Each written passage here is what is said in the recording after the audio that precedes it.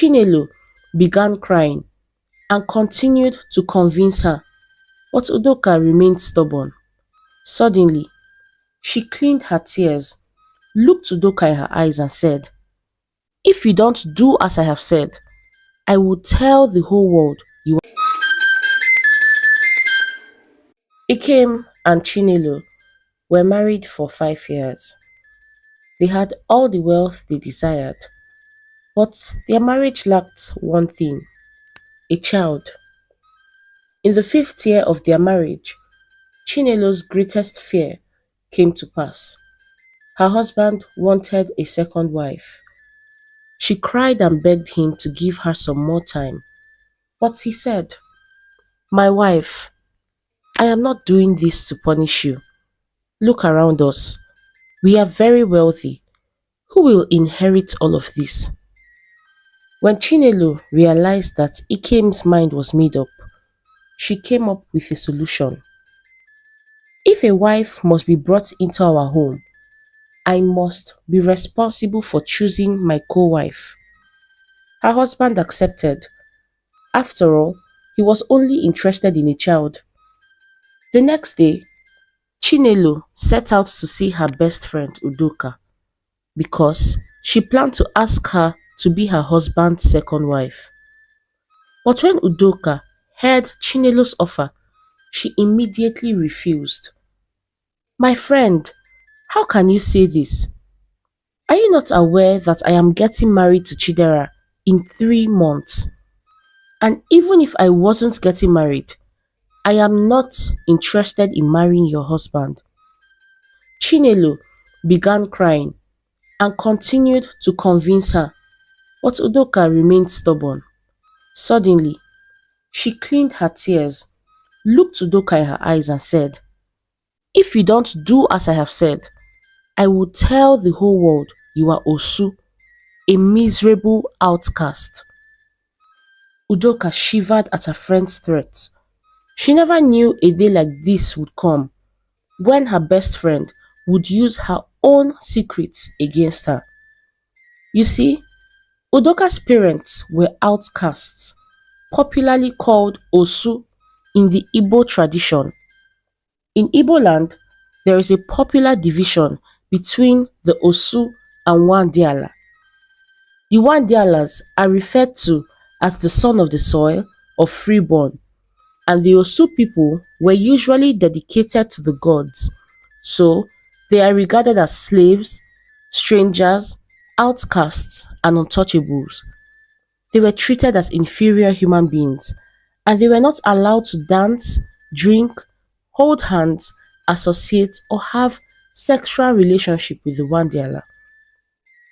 So due to maltreatment, Udoka's parents ran away from their village to a distant village to start a new life because the tradition was not fair to them. However, they kept their identity a secret to avoid discrimination in their new home. Chinelo continued poking at her friend. "Udoka, you know what that means for your parents, right? They might be killed or perhaps banished for deceiving the villagers." Immediately Chinelo said that, she left Udoka to think of all she had said because she had no doubt in her mind that Udoka would accept her offer. After all, her parents were involved too, and Chinelo was right. Later that evening, Udoka visited Chinelo and assured her that she would do as she had requested. Chinelo was excited. She hugged her best friend and assured her that they would live in peace. She also apologized for threatening to expose Udoka's secret. "My friend, Baharam, I was desperate. If a strange woman enters this house, she might make my life miserable. But I know that you would never do that to me." Eventually, the wedding rites were completed, and Udoka was officially Ikem's second wife. One morning, 3 months after the wedding, Chinelo was ill, so the village herbalist was called to treat her. After thorough examination, he smiled at her and Ikem and said, "Congratulations, you are pregnant." Ikem was overjoyed. He had always imagined a day like this. Chinelo was happy, but she was also filled with regrets. She regretted rushing into asking Udoka to be her husband's second wife. So she decided to tell Udoka to leave the marriage because she did not want to share Ikem anymore. And most importantly, she could bear children for her husband. But her plan was soon shattered because the following day, the herbalist came to check up on her again, and just as he was walking out of the house with Ikem, they came across Udoka, who had just come back from the market. He stopped and looked at her immensely. Then he turned to Ikem and said, "I guess it's going to be a double celebration in your household. She's also with child." When Chinelo heard the news about Udoka's condition, jealousy and anger overcame her. She began to think of how her child would compete with Udoka's child over Ikem's properties. Now her mind was made up. She went to tell Udoka to run away with her unborn baby. Unfortunately for her, Ikem overheard her asking Udoka to leave, and immediately he flared up, warning Chinelo severely. "If anything happens to this woman and her child, you do not have a place in this house anymore." Due to Ikem's threat, Chinelo had no option but to put up with Udoka. But it did not stop her from maltreating her, and whenever Udoka wanted to complain, she would threaten to expose that she was Osu.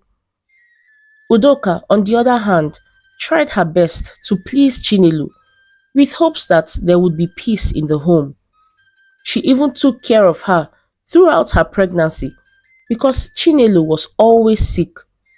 But all that did not matter. Months passed and the two women had their babies. They even had their babies on the same day. However, Chinelo remained sick, so Udoka was charged with taking care of the babies. When Chinelo recovered, she still did not care about the favor her co-wife did for her. Rather, she became more quarrelsome. Life was so unbearable for Udoka. It became even worse when Ikem developed a stroke 6 years after the girls were born. He was unable to defend her anymore. One day, when Chinelo saw Udoka's daughter, Anwuri, playing with her daughter Isioma, she used the big stick and began flogging her. She flogged her so much on her legs that it caused her to become paralyzed. Now, on top Chinelo's bullying, Udoka also had a paralyzed daughter to deal with. Years later, a young Oyibo medical doctor named James came into the community. He went around houses offering free medical services. When he went past Ikem's compound, he saw Anwuri sitting in front and decided to check up on her. On his way out, Isioma walked into the compound. James was immediately attracted to Isioma and he began to pursue her with the intention to marry her. Every day, Chinelo would tease Udoka, saying, "My beautiful daughter will soon travel overseas with her husband, but your crippled daughter will live with you forever because nobody wants her." Udoka would only smile when Chinelo would tease her, and that made Chinelo angrier. Well, the marriage rite was complete, and Udoka and Chinelo went to say farewell to James and Isioma at the seaport. As the boat moved further and further out of sight, Udoka began to shout, "Ada mommy, Ada mommy, you are free. You are free. Nobody can ever hurt you." Chinelo looked at Udoka, wondering why she was praising her own daughter with such strange words. She shouted at her, telling her to stop talking about her daughter. But Udoka looked at her, let out a wicked smile, then said, "Your crippled daughter is at home.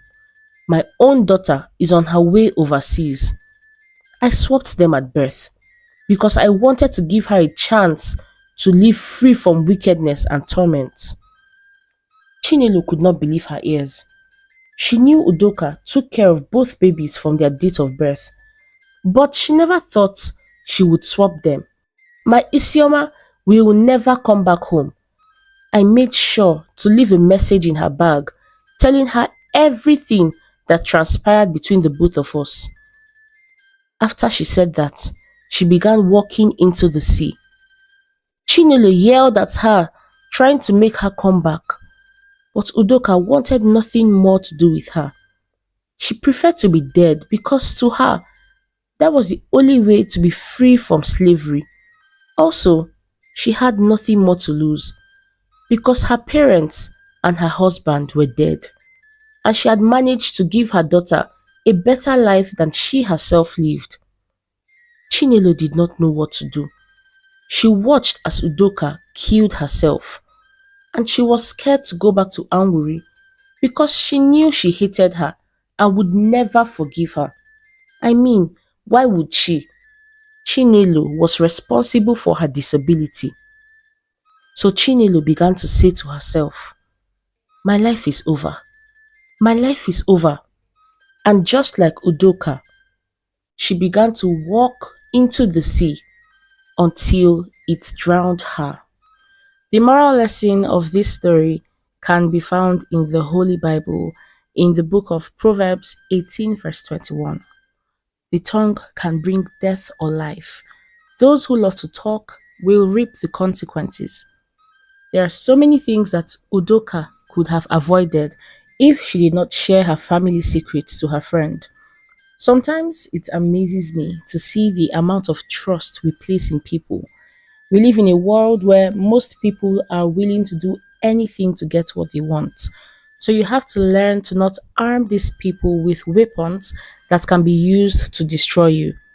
So please, bridle your tongue. You don't have to say everything except there is a need to. We should also be careful with our friendships. It's better to be alone than to be with people that will bring chaos to your life. This is not to say that there are no good friends out there. I'm just suggesting that you be careful. Do not ignore those uncomfortable signs of wickedness people show you because in a matter of time it will blow up in your face. I'll also like to take a moment to say thank you to everyone that watched my previous videos. My first and second posts were on the 12th and 15th of January, and I must say that the love I have received from everyone is amazing. It really confirmed the gift of storytelling that God has placed in my life. May God bless you. And I pray that my stories will always be a blessing to every one of you. Thank you again for watching this story today. Please leave a comment telling me what you learned, and also do not forget to like and share with your loved ones. Till next time, bye.